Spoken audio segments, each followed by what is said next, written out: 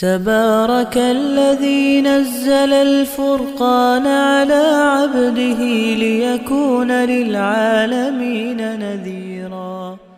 شرور، أوبئة، مصائب، مخاوف، فتن، هل من تعاويذ يحفظنا الله بها من كل هذه البلايا؟ قل أعوذ برب الفلق، قل أعوذ برب الناس. قال النبي صلى الله عليه وسلم: ما تعوذ متعوذ بمثلهما فلا تنساها ولا تبت حتى تقرأها، فليس في القرآن حصن نتعوذ به أعظم من المعوذتين.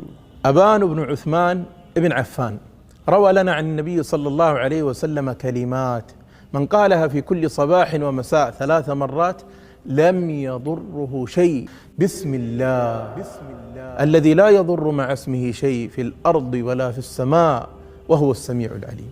في يوم من الأيام أصبح أبان راوي الحديث وقد أصابه مرض الفالج.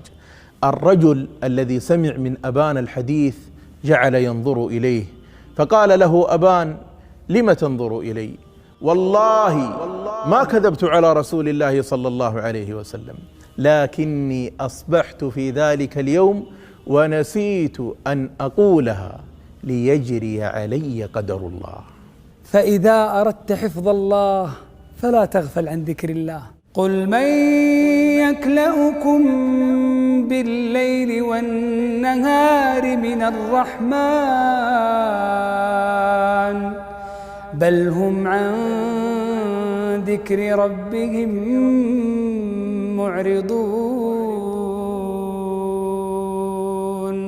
فمن ذكر الله ودعاه حماه الله وآواه.